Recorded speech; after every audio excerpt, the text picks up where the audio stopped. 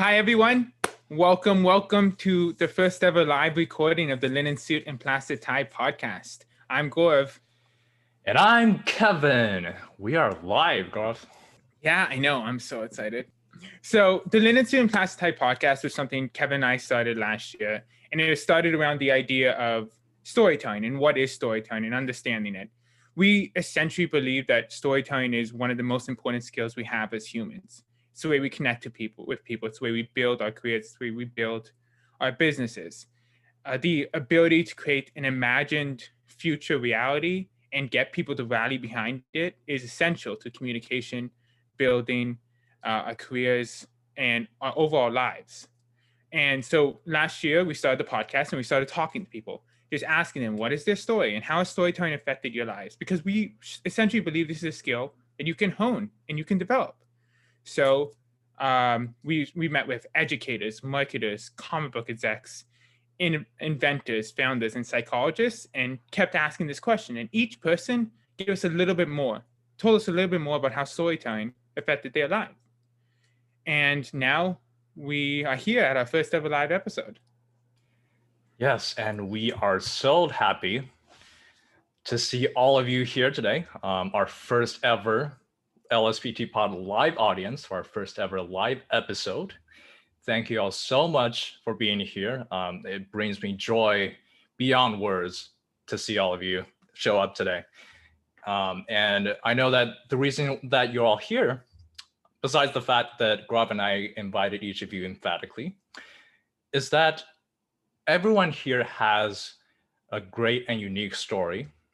And everyone here probably aspired at some point to propel your career to the next level by adding some more skills to the great skill set that you already have, which is precisely why we orchestrated this particular experience and precisely why this will be great for all of you. Gaurav, who are we talking to today? So we are talking to Nooravi. She, without giving away too much of her story, she is a senior financial analyst at Snap. She's a LinkedIn top voice in analytics and data science who's built a community of over 30,000 followers. She's a mentor, a teacher, and an all-around inspiration. And she is one of the smartest, most organized, passionate, and driven people I have ever met. And I am so excited that she decided to join us today. So Sarah, why don't you say hi to the audience? Thank you, Gaurav. Thank you, Kevin. That was a very kind introduction coming from you, Gaurav. And I begin, sorry. So hi, everyone. Again, thank you guys so much for having me. I like to start actually from when I was very young and I had very different aspirations in my life. And I wanted to be a culinary chef and I wanted to go to culinary school. I never imagined myself where I am today. And I feel like most of us sometimes start with this very different creative vision for our futures and then opportunistically take what comes at us. But yeah, growing up in a traditional family, my mom was like, no, you could take that up as a hobby later, go pursue something, go pursue a real degree, whatever that means. So I found myself really enjoying math. I ended up doing math econ, minored in statistics, which became the foundation for what I do now. I studied at UCLA, so I'm a fellow Bruin. I'm actually a double Bruin. I did my master's there in mechanical engineering. I thought I would go into renewable energy. I did a very interesting energy storage concept and but once I graduated, I kind of let the job market dictate where I would end up. I made two resumes, one for a mechanical engineer and one for a data analyst, scientist, statistician thing. And I said, you know, wherever I end up is wherever I end up. And I actually interviewed at a very hip startup in Hollywood that focused on theatrical marketing. And I was actually the first person to hop onto their data science team. And the rest is history. I've been in marketing analytics since. I've loved it. I've loved the culture. I've loved the applications. I've loved the types of problems I've been able to solve and being able to kind of dig back into my statistics and my econometrics and be like, all right, how can I bring back the fundamentals and apply it to real world problems? And so I've had a lot of fun in the process, got to be a part of this podcast. So thank you guys so much for having me. I'm sure we'll dive into a lot of other great things that I've done along the way, but that's just a brief introduction. Yeah, and thank you so much for sharing your story with us to date. So that kind of sparks our first question for you. So what did that first job out of school look like for you as a data scientist? How did you make your transition, from mechanical engineering and all that into a data science student and then a data scientist? That's a good question. So actually, I never felt prepared for any job I was going to take out of college. Because once you graduate, you actually, coming from an academic perspective, all you've ever known is theory. And really getting into industry and understanding that things need to move quickly, that you need to start building things and things need to iterate very quick. It was definitely a shock. I remember my first task, I was building something in R, but at the same time, my manager asked me to build something in Excel. And he's like, yeah, build a pivot table that like summarizes and aggregates this data. And I was like, sorry, a pivot table? I didn't know what that was. I had barely like interacted with Excel because I had like learned Stata as my first programming language, and then R when I was in the stats department. But when I reflect on kind of being a junior data scientist, it's really a lot of understanding the domain and the applications of the problems you're about to solve. And very quickly, I realized how important it was to not only understand the foundational concepts, all of the great academic theory that you learn, but also understanding the business problems intimately enough to be able to come up with solutions that would actually be helpful. So in my first job, we were working, like I said, in theatrical. And so understanding that whole ecosystem, understanding how script writing, the understanding that how much psychology goes into it, and understanding human behavior, right?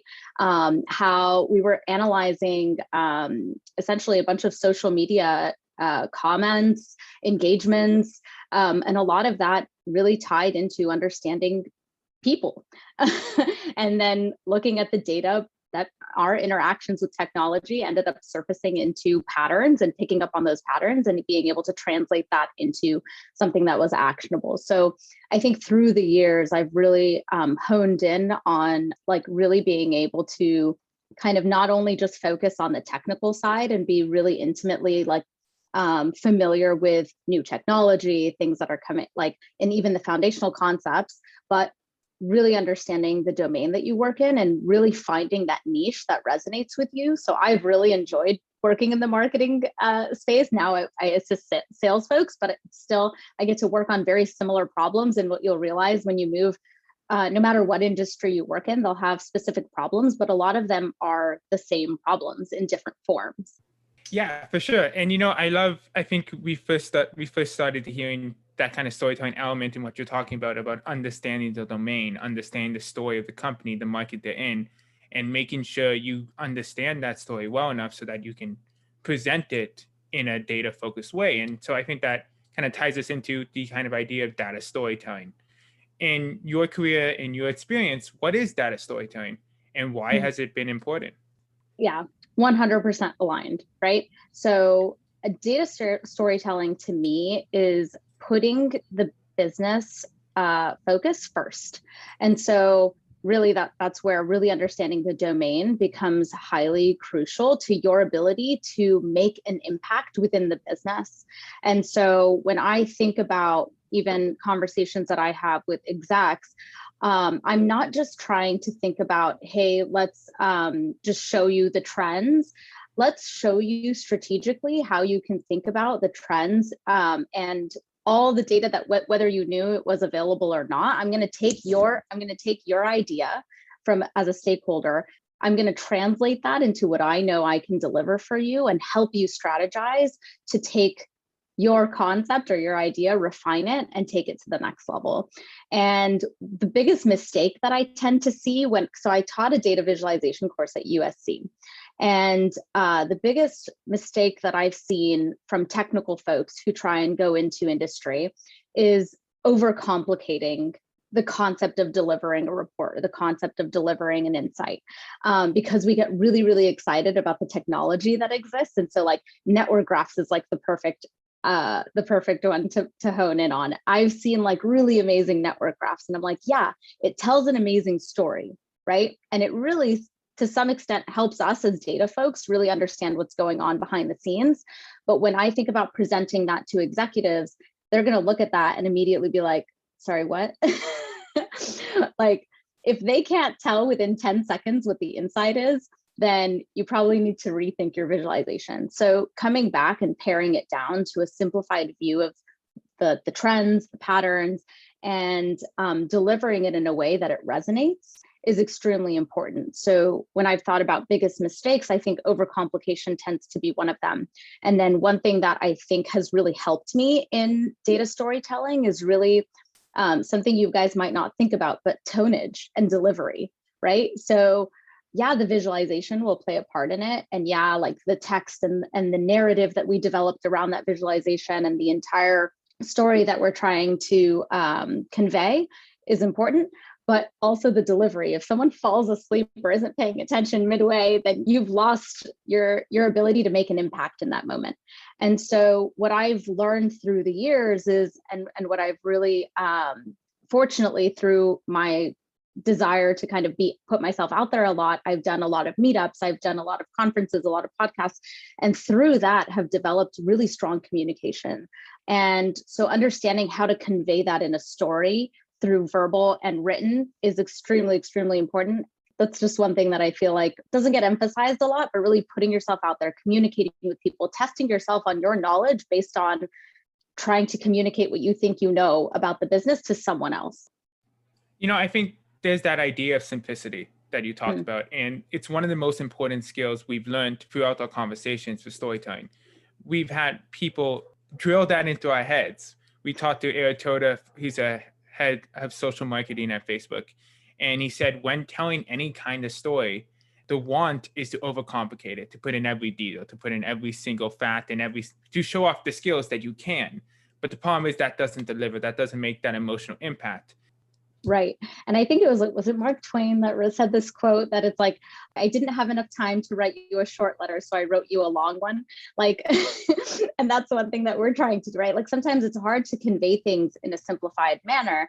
And it actually takes more work to pare things back than it is to just like resort to an overcomplication. And we tend to see this even with in all sorts of forms, like getting excited over machine learning techniques. Okay, let's resort to neural networks right away. It's like, okay, do we need to get that complicated right away? Or like, yeah, the visual might look exciting, but is it meaningful?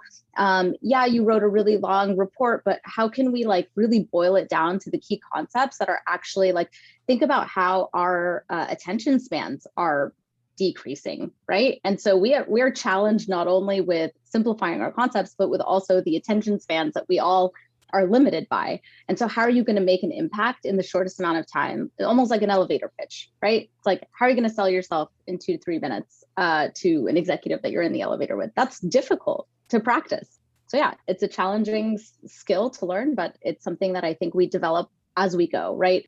Absolutely. I want to ask you a random question. We've talked in our podcast a lot about getting stuck in our storylines. And there's something that Kevin was alluding to earlier, something you alluded to earlier. When we leave college, we're kind of on this path, and we believe deviating from it makes us fall behind, makes us not going to reach our goals. So I want to ask you, is there anything that you learned in culinary school that helps you day to day that doesn't have to have a good answer for it? Gaurav, did you pick up that I didn't go to culinary school? Did you not? Did I miss that? I thought you said I was an Oh, you wanted to. chef. Okay, I missed that. Okay, fine. Yeah, see, live, it's best. Okay, so I'm gonna jump now. No, but I'll take that line of thought and I'll speak to a book that I'm reading right now by Adam Grant. So it's called Rethink. I love his concept of challenging ourselves to rethink things that we wouldn't normally rethink, right? So he's talking about this balance between intelligence and humility. I think most of us, as we start our careers, will struggle with imposter syndrome. And actually, the way that Adam Grant poses it is not as a disorder, but actually something that helps you in your career if you can think about it as something that'll help you, right? So I've talked to many aspiring data scientists. Even I struggled with it when I was starting out, but coming from a place of imposter syndrome or feeling like you don't belong, right, gives you this humility to be curious enough to ask more questions, to like come from a place of empathy and to question your own thought process and your own belief system, right? So we tend to do that a lot more when we're less confident. Whereas when we're very confident, and it's interesting because he says the people who know the least have the most confidence and actually don't question their belief system as often as they should. And us as data storytellers, right? We need to come from this view of not only being empathetic to our audience, but also accepting the fact that we might not know everything, and that imposter syndrome could actually benefit us in the long term if we're able to see it as something that benefits us because we come from this curious place where we're asking the right questions, right? So not coming into it assuming that we know everything and that we're just going to trailblaze and we're just going to go move forward and we're not going to pivot. We're not going to be okay with pivoting. We're not going to be okay with asking whether or not we're doing something right. Kind of to the theme of what you were saying, like, you know, do we question ourselves or like, are we able to incorporate things along the way? And I think if we can recognize that we're imperfect and that the data is imperfect and that the things that we're doing will only get better in time if we're willing to iterate on it and we're willing to rethink our approach sometimes, could really not only help us as we progress through our careers, but could help the business overall as we rethink the way we approach things and incorporate new ideas and new strategies. Wow, what an amazing answer to a totally screwed up question. So I appreciate it. A little bit behind the scenes here. Kevin and I have a little document that we use to communicate and keep the flow. And so when I screwed that up, I wrote UG, like with a bunch of letters, and he responded, "Put yourself out there and get feedback." So we're learning on the spot. Actively learning on the spot. We're not experts at this. Anyways, tying it back, confidence is so important, you know, and dealing with confidence and dealing with mistakes. And because when you are creating data visualizations for people, there's a lot of steps you go through, right, that they don't get to see. So especially if it's something they're not expecting to see, you're one of the very few people who sees every step, right? So on this confidence kind of aspect, I want to ask you about when you felt like you became a data scientist. For me, when I graduated college, I graduated from UCLA as well, studying econ, and they called me economist. I'm like, nope. Immediately, I'm like, how is that possible? So it's kind of like that label of economist, right? That really freaked me out. So I was wondering about that label of data scientist. When do you feel like you became a data scientist? So I actually still don't feel like I can call myself anything, right? Like I still feel weird about labels. I wrote a post a while back where I heard people that are like really excited to call themselves data scientists, and they're almost like too quick to jump to that, right? Because they're excited. They're like, oh, I took a course and I know the keywords and the buzzwords. And actually, I feel like it's easier to identify when you can't call yourself a data scientist than when you can. Because, and I struggled at the time that I wrote that post because I was incredibly challenged with, my whole family is in healthcare. And I know a lot of people who graduated from med school and then did residency. And I was like, we don't have anything similar to that in the data field, right? It's like everyone's taking their own journeys and ending up in the data science field in such different and unique and diverse ways that it's so hard to say when you can call yourself a data scientist, right? To your point, Gaurav, right? It's like when you immediately graduate, it feels weird to like say, oh, I'm like now this title. And rather like something that I'd like us all to think about is like, within data science, there's so many different tracks that you can take, right? Just like when you graduate medical school, you can go into so many different specializations. And depending on the specialization you want to go into, there's a different number of years of experience that's required in order for you to call yourself like a pediatrician or an orthodontist or, you know, a plastic surgeon. And so depending on what track you take within data science, there could be like, it could take you 1 year to be qualified enough to call yourself specialized in a certain domain, or it could take you, you know, 3 or 4 or 5 years to feel comfortable with that. I think also this plays to the point of humility versus intelligence as well, right? It's like, where can you take that balance of, I'm humble enough to recognize I don't know everything, but in the space that I do, I have the confidence to present myself in a way where I'm putting that forward. And I challenge all of us in this room to actually, as we get into industry, you will feel overwhelmed because there will be so much that you'll be approached with to say like, hey, do you know all these things? And to take a step back and say, okay, well, what industry do I really enjoy? And within that industry, find yourself specializing in solving the problems that they have from a data perspective and really refine that skill set. And that's where you build up confidence. If you could find that niche for yourself, it could feel a lot less burdensome and you could build your confidence that way and slowly continue in that path. Absolutely. And, you know, especially for people like us who are students or at the beginning of our careers in data, it is important to build confidence while, you know, realizing the importance to stay humble and stay in the learning mindset. What would be some of your tips in further building that confidence and establishing your credibility in front of others, knowing that there's a lot you don't know? And maybe sometimes you'll make mistakes even. And how do you navigate that? How do you get yourself out of that, you know, struggle? Right. I think this is a fabulous question because I think this requires us to the concept of rethinking, right? Is almost a reframing of failure. I think that we're too afraid to fail that we keep ourselves in a place where we're not actually pushing ourselves out of our comfort zone and we're not actually growing.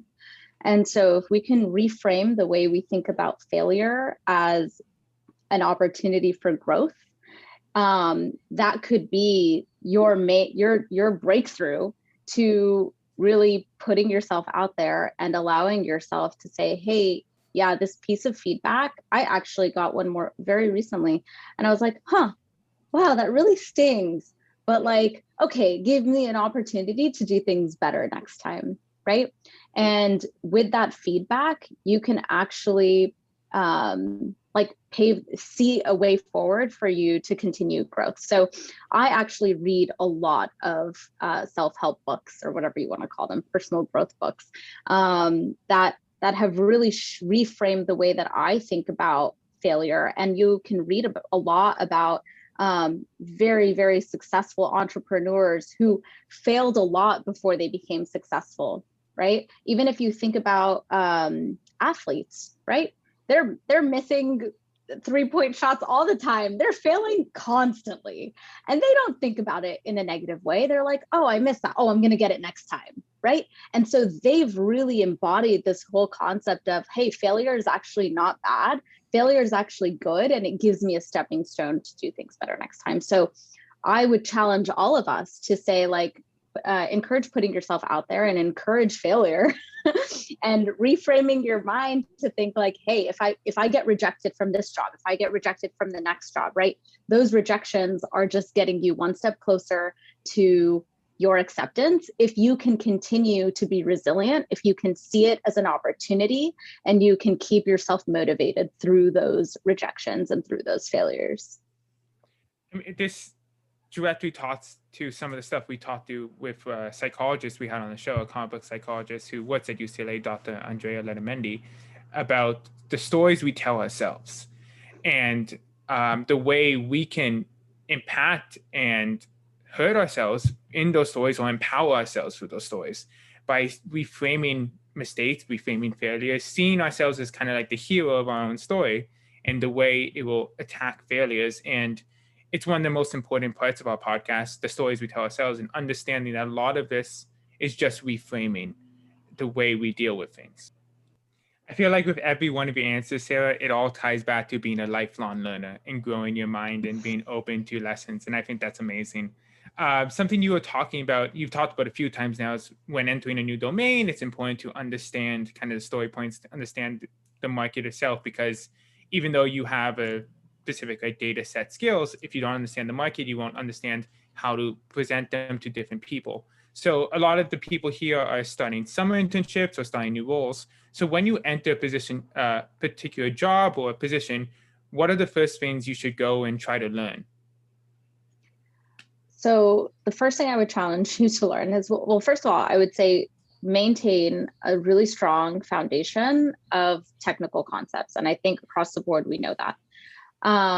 But into your specific, so even within the very large company, you'll be specifically focused on maybe like a specific application. So actually, when I took the job at Snap, I was really excited to work on forecasting. So like I had worked on a lot of like machine learning, like classification problems, and what have I, like clustering, unsupervised learning, NLP. I had done like a lot. I had like dabbled in a bunch of different projects, and I was really excited about time series, especially. And so I was like, I really want to take this job because not only do I want to move to a different side of the business, and because I was on the marketing side and I wanted to learn the sales side and the monetization side, but I also wanted to pick up a totally different technical skill set. So as I was approaching the job, I picked up a book on time series and I just really dove into all the technical skills that I was going to need to be effective in that job. And then the next thing I did was a lot of conversations with the teams that I was going to be directly supporting.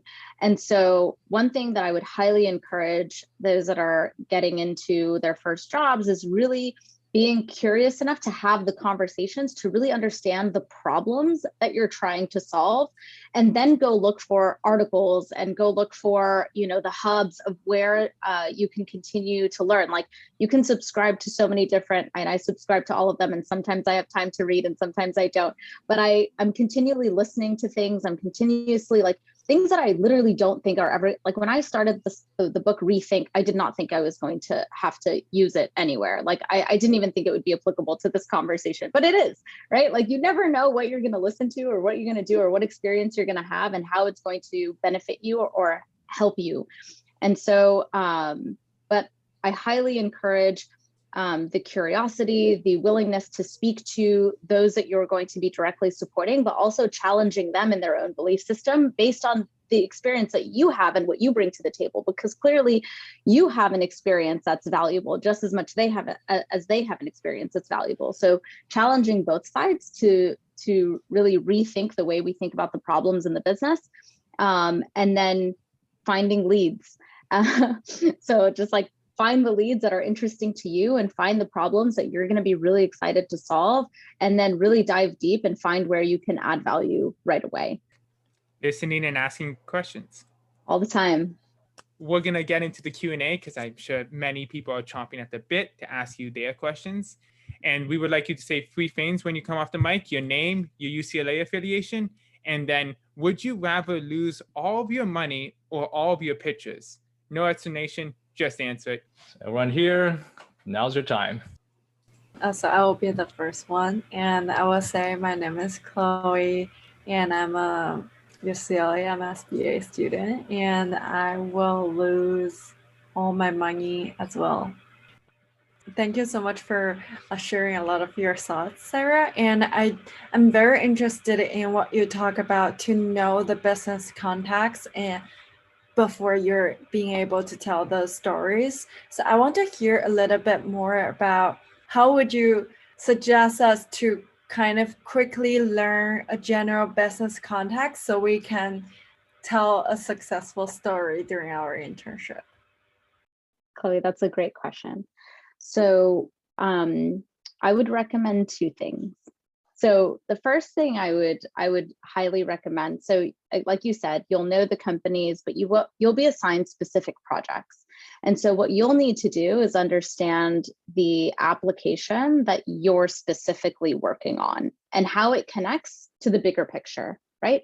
So when you're assigned this project, what I would say, my first recommendation is find all the relevant people who are going to be able to provide you the context that you need. But come prepared, right? Like come prepared to the table with your own research. So you'll know the general concept. You'll be able to research as much as you can Google, right? About similar like solutions that maybe already exist for a problem like that, right? So you'll think on your own. You'll say, okay, well, what would I do if this was my problem to solve? Well, it's going to be your problem to solve, but you're limited when you first start off in how you're going to answer that question. And you're going to start building your knowledge base as you go along. So each interaction you have with new people in the company, you're going to be able to answer specific questions, and you're going to be able to pull in different data points that are going to help support your domain expertise and your ability to solve that problem. And then the second thing that I would tell you to do is document everything. So, and this is where Gaurav laughs, because I am a documenting queen, and I am making everyone on my team learn and build a culture of documentation. Not only does this help you hand off your work to someone else, but it allows you to question your own understanding of what you're working on. So when you digest information, it goes to your brain and you say, yeah, I totally get that. And then someone asks you about what you learned and you're like, wait, let me think about that for a second. And then you're wondering, right? It takes you a minute to really question how much you understood. And so after I have a conversation with someone, I sit and I document everything. And then I realize, oh my God, there's so many gaps in what I thought I knew. And then I go back and I ask questions, right? Or I Google and I fill the gaps of where my knowledge was missing. So I highly encourage you to obviously Google a lot, because Google's going to be your best friend. And then 2 is find the right people and ask the right questions, because even very intelligent questions are very useful to the people who are also trying to solve the same problems, right? And I appreciate someone who comes to the table and says, and doesn't just come up with, I mean, they say no stupid questions, but some things you can Google. so come with creative questions that help the person who's solving those questions, the same questions, help you solve them, right? And challenge them to think differently about their own maybe desired outcomes of that project. So when you're doing your documentation or require your team to do a documentation, what are some like good structure or framework do you do a documentation so it kind of get your thoughts clear? So I start with, so I'm still building this out, right? And you'll come up with your own templates as you move along. But what I typically do, so I create a hub for myself. So I had to go and make these hubs, by the way. I created our Confluence repository. I created our Quip repository. And I created a lot of how-to guides. When I first started, I was like, where's the how-to guides? Where's the onboarding docs? They're like, we don't have any. I was like, all right, I guess I'm making them. And then I just took that and I was like, hey, as you come up with new things, add them here. And I'm telling everyone to keep adding to that documentation to make it usable by everyone on the team. How else do you scale if you have no documentation? You can't scale. You can't scale my time, your time. All of our time is limited at the end of the day. And so having it written helps. You'll have achieved, you'll have helped the business just by documenting your work. But what I start by doing is summarizing what I'm doing, right? So can I articulate in a very well done manner what I aim to achieve, right? And then what are my tangible deliverables, right? Like, what is the outcome of my time that I'm spending towards this project? Like, what am I handing off? Is it like a presentation? Is it a dashboard? Is it, what is my tangible deliverable so that there's an expectation of what's to come out of it? And then everything I learned along the way, keywords, definitions, right? Jargon that they use. How can I well define the metrics, right? Sometimes there's misalignment on metrics. What is retention to one team might mean a totally different thing to a different team. So the application of that metric to that specific project will be incredibly important. And then any conversation that you have, I tend to just write it down, and then I end up finding time later to reorganize my thoughts and translate it into basically like a one sheet. If you were to hand it off to any person, they'd know from start to finish everything that you've done, right? Especially as an intern, I would highly encourage, and it should be pretty easy because you'll be focused on one project. As you start your careers and you go into juggling multiple projects, you'll develop a new system. but at least for that, it should be hopefully pretty good. Thank you, Chloe, for great questions. And next up, we have Benjamin. Hi, Sarah. I want to say you're really impressive. Like, it's cool hearing someone who's very data-oriented be as animated as you are about it. We don't get that a lot, I feel like, with nerdy data people, and it's pretty aspirational to have that kind of quality and be able to explain that kind of thing in the way that you do. So I am also part of the MSBA program. Totally fine with losing all of my money. I can go away. And my question is kind of how you technically present a data story in your boardroom to a higher up. So obviously when you're telling a story, I mean, you've written a book, like that kind of thing. You have a certain journey that you take to get to the main point. And I've heard different things about how people want to share answers or findings to people who are either more data forward or less data forward. Sometimes they just say, hey, here's the answer. And then we can go into the backstory later if you want. Some people say, hey, like, here's the roadmap, and then I hit them with the boom at the very end, and then it's this aha moment for everyone. Can you give some insight into how you usually approach that problem? Right, it's like laying out the journey before presenting the data is what you're getting to, right? Mm-hmm. Yeah. Yeah. So I don't like surprises. What I do think, and this goes into a concept that I've thought, and thank you for the question, Benjamin, is really even like when you orate, is that the word? Telespeech. They tell you to repeat a concept multiple times because it takes time for things to resonate with people. And so I definitely don't like to, it depends on what it is, right? It depends on what I'm trying to do and what I'm trying to accomplish. But in most cases, when you're working within a company and you're all trying to achieve the same goals, it's important that you kind of hammer down the same things in multiple different ways, right? And so what I likely do is present the entire journey of where we're going, and then slowly build up into kind of reinforcing and building in data points to refine and hone in on whatever it is. If I'm trying to persuade them to make an action, then it'll be all the data points that led up to why we need to make that action or why it's imperative that we do. We change our strategy, or if it's just kind of a status of where the business is at, it's like all the different data points again that we're going to be going into in order to understand the holistic macro perspective of where we're at and our current state, and also where we're going and in the future and the strategies that we need to employ to get there. So I think, number one, it depends on the audience. It depends on what you're presenting, but I do think that I would encourage like a multiple,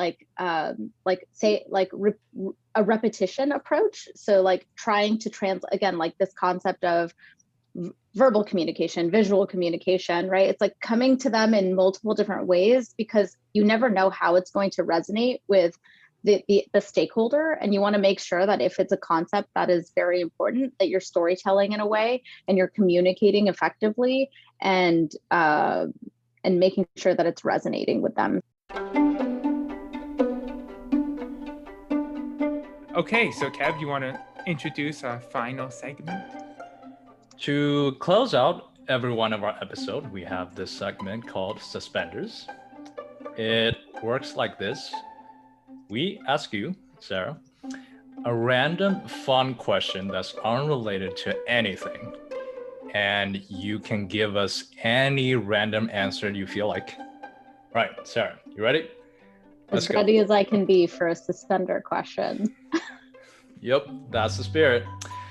Suspender question of the day is, you have $7 and 5 minutes at a grocery store. What do you buy? I'm buying kombucha and cereal.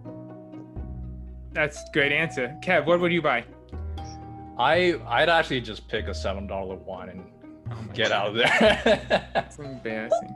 I think I would buy, I don't know. See, I'm not great with these questions. I would buy candy and orange juice. I'd freak out and buy candy and orange juice because it's like the worst thing for you. And just my base instincts right there, candy and orange juice. Well, thank you so much for joining us, Sarah. This was an amazing conversation, an amazing episode. I always learn so much when we speak, so I really appreciate it. Of course. Thank you both for having me.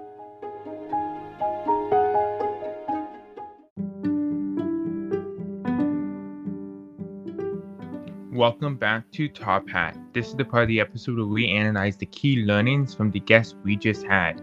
And today we had our first ever live episode with Sarah Nooravi. Kev, how exciting was today's episode? This is the first time we ever got live, and I really had a lot of fun. Not only talking to Sarah, but also interacting with our live audience, which is fun. So hopefully we can put together more experiences like this one for our community. So looking forward to more, but let's get into what we learned from Sarah this week. So I think the first learning that she talked about right off the bat, understanding the language of the teams you're going to be supporting is so key, because in these types of roles, because you're most often you are creating data visualizations, data organization, and strategy docs for people within your organization. So you need to be able to speak their language. So the first thing to do whenever you join a new industry or a new company is go on kind of like a talking exercise and talk to people, learn their language, see what metrics they care about, see what storylines they care about, see what major overarching points they care about. Yes, indeed. We are not storytelling to a vacuum. We do have an audience that we are presenting the stories to. So it's important for us to understand what is important to them, which brings us to our next learning. This is actually a learning that came from our audience. Shout out to Paul Brandano, Executive Director of the UCLA MSBA program. Thank you for showing up and support in our live audience. Documentation as a tool to internalize the narrative story you will tell in your work, I think is not only a great advice for storytelling, but also great advice for those of us who are starting our first jobs or internships. It's a good practice to take notes of what you did and the meetings you've had with the people you're working with, and more often than not, those key points you took away from your meetings will turn out to be what matters the most to your stakeholders, or the objectives you should be focusing on in the project you're working with, or the data from which you will draw your insights. And as you're writing it down, you are taking their language and putting it into kind of your version of the language to find that connection and find not only the narrative story you want to tell, but how are you going to tell it? How are you connecting to it? Sarah's episode reinforced so many of our past learnings about storytelling as well, from a variety of different fields. Eric Toda talked about this, the director of social marketing at Facebook, in his episode, and Sarah reminded us it's about simplicity, consistency, and authenticity. We are so happy we had Sarah, an amazing lifelong learner, that reminded us to put ourselves out there and get feedback. And so many great insights about data storytelling and storytelling as a whole. And it was a great first live episode with an amazing turnout. So thank you, Sarah. Thank you to the UCLA MSBA program at Anderson School of Management for joining us. We'll see you next week. Thanks, everyone.